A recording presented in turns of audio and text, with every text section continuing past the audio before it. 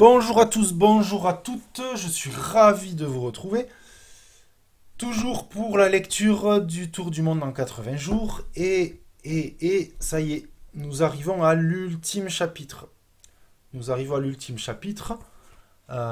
Phileas Fogg, accompagné de Passepartout et maintenant de Madame Aouda, sont partis d'Angleterre, ont fait un tour du monde et parviennent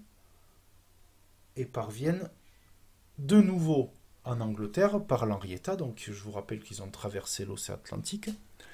Et, et voyons ce qui va arriver. Donc nous allons lire de la page 34 à la page 37, donc le dernier chapitre qui s'intitule Paris gagné. Fogg, accompagné de Madame Aouda et de Passepartout, débarque au port de Liverpool le 21 décembre à midi moins 20. Donc Liverpool est en Angleterre. Il est à 6 heures de Londres. Il peut encore gagner son pari, mais à ce moment, Fix s'approche, lui met la main sur l'épaule et lui dit: Vous êtes le sieur Phileas Fogg? Au nom de la reine, je vous arrête! Phileas Fogg est conduit en prison. Madame Aouda et Passepartout attendent dehors, dans le froid. À 2h33, la porte de la cellule de Fogg s'ouvre. Fix est hors d'haleine. Monsieur, balbutie-t-il. Monsieur, pardon. Il s'agissait d'une ressemblance déplorable. Le voleur a été arrêté depuis 3 jours. Vous êtes libre. Phileas Fogg, sans perdre son calme, le regarde longuement. Et avec précision, lui envoie un grand coup de poing dans la figure. Il est 2h40. Le train de Londres est parti depuis 35 minutes. Fogg loue un train spécial. Mais lorsque celui-ci arrive à Londres, il est 9h moins 10. Il a perdu. Phileas Fogg, accompagné de Passepartout et Madame Aouda, regagne sa maison.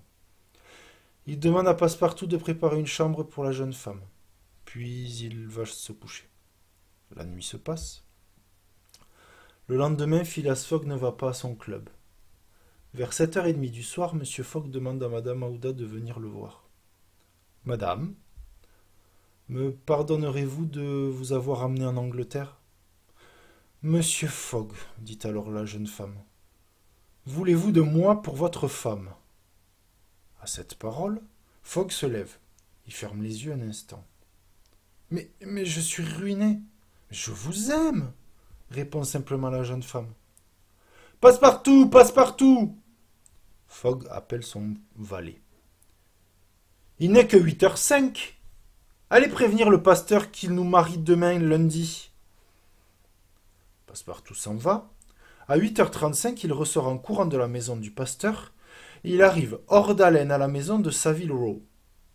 Mon maître, dit-il, le mariage est impossible parce que demain c'est dimanche. Lundi, répond Fogg.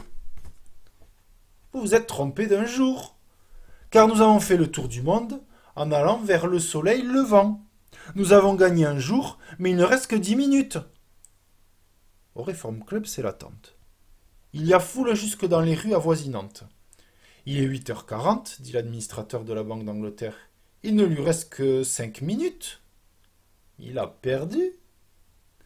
À 8h44 et 55 secondes, on entend comme un tonnerre au dehors. Des applaudissements, des hurrahs.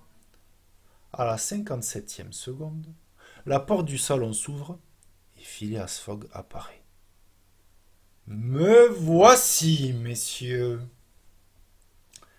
Et voilà, c'est ainsi que s'achève notre tour du monde en 80 jours, où Phileas Fogg est parvenu à remplir son pari, à remplir sa mission.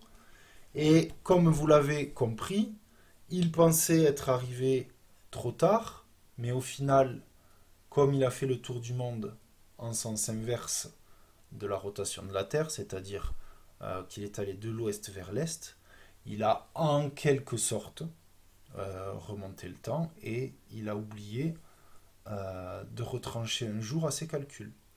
Et donc, il a pu ainsi gagner son pari. Voilà pour le tour du monde en 80 jours. C'était vraiment très très passionnant. Sur ce, je vous dis travaillez bien, amusez-vous et à bientôt!